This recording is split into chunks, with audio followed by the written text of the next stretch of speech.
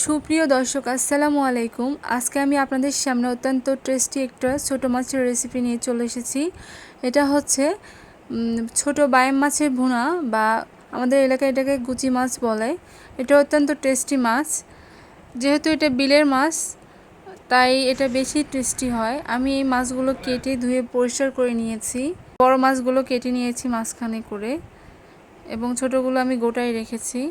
এখন একটা কড়াই আমি তেল দিয়ে দিলাম এবং কাঁচামরিচ দিয়ে দিয়েছি। কাঁচামরিচ দেওয়ার পর আমি 1 কাপের মতো পেঁয়াজ কুচি দিলাম। যেহেতু এই মাছটা একটু পেঁয়াজ পরিমাণ বেশি দিলে ভালো লাগে, তাই আমি 1 কাপ পরিমাণ পেঁয়াজ দিয়েছি।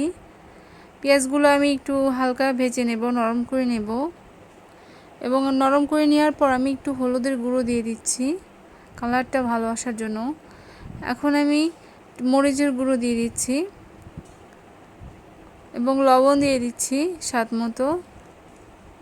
তারপরে 1 টেবিল চামচ আমি পেঁয়াজ বাটা দিচ্ছি এবং 1 টেবিল চামচের মতো আমি আদা রসুন বাটা দিচ্ছি,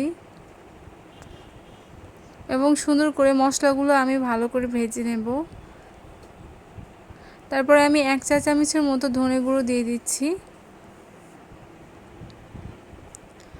এবং অল্প পানি দিয়ে আমি মশলাগুলোকে আরও সুন্দরভাবে কষিয়ে নেব।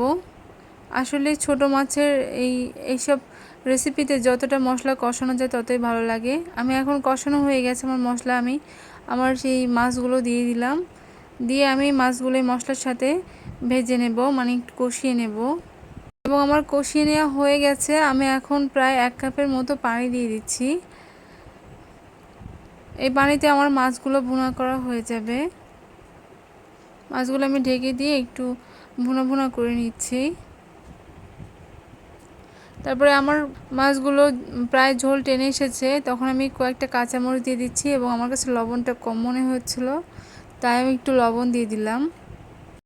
এবং আমি 1/2 চা চামচের মতো গরম মশলা দিয়ে দিচ্ছি, গরম মশলার গুঁড়ো। গরম মশলার গুঁড়োটা দিলে ভালো লাগে, এইসব মাছে সুন্দর ফ্লেভার পাওয়া যায়। এবং আমি 1/2 চা চামচের মতো ভাজা জিরের গুঁড়ো দিয়ে দিচ্ছি।